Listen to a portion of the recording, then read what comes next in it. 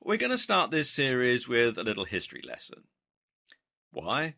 Because understanding how SEO used to work, how it has progressed, and what you now need to avoid is a very good way of creating context and helping you to understand what SEO means today. When SEO was first born, Google's algorithm was a lot simpler and manipulating it to your own ends was a lot easier as a result. Back then, Google looked at two key factors in determining its rankings. Those factors were keyword density and links profile.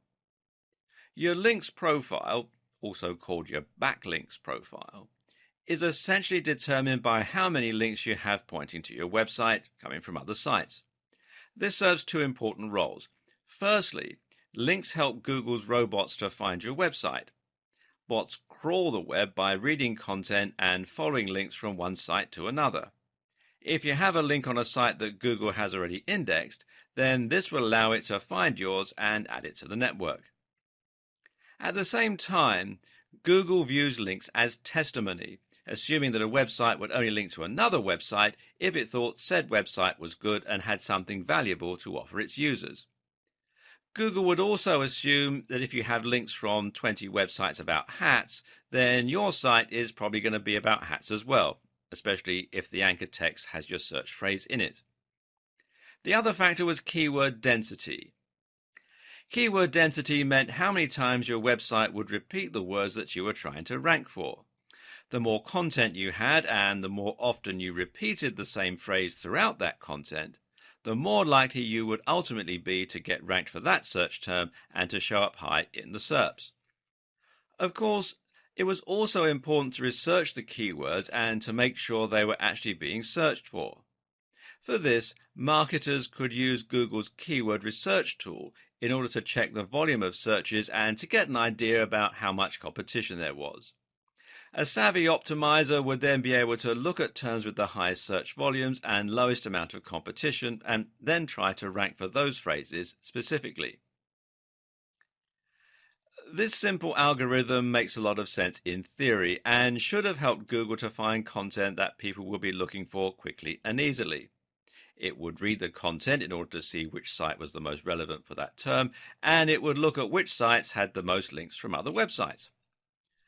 But the problem was, people eventually cottoned on to the way this worked and began to take advantage of it. Search engine optimizers realized that all they had to do to get to the top of Google was to create as many links and as much content, with keywords, as possible. So webmasters began to spam link directories and content farms, submitting their links everywhere they possibly could.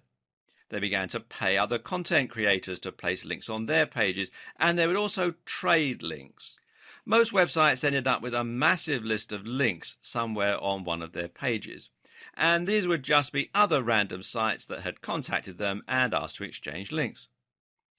Worse was what started to happen to content. In a bid to create as much content as possible and to use the keywords as often as possible, creators began to churn out content in huge quantities while giving no regard to quality. They also began using keyword stuffing, which essentially means repeating keywords over and over again, even when it doesn't make any sense. A typical website from the early 2000s might read, "Are you looking to buy hats online? Then you have come to the right Buy Hats Online website. This is the best place to buy hats online for anyone who wants to buy hats online, Carolina." As you can see, this content is completely nonsensical and will be highly off-putting for any real visitors looking to make a purchase. And then it got worse still. Creators began to actively steal content from other site owners and spin it in order to make it unique. Now, Google won't rank duplicate content, otherwise it would risk making every search result identical. So content spinning, as it came to be called, essentially means that you're taking an article or a blog post and using software in order to exchange many of the words for synonyms. So a sentence that read, "These are the softest, warmest and most attractive hats on the net," would become, "These are the most comfortable, most insulating and most beautiful hats on the web." And because the site owner didn't have to write that content themselves, this meant they could publish thousands of posts in a short space of time and bomb Google.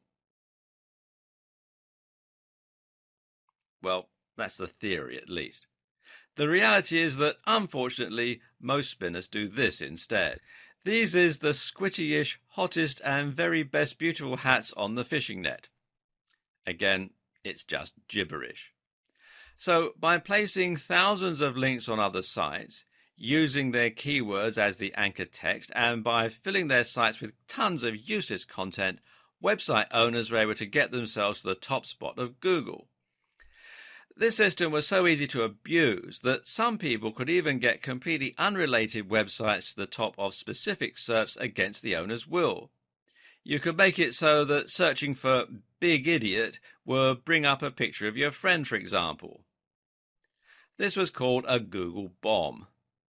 Obviously, this started to make a mess of Google's results, and so Google had to adapt and get smarter.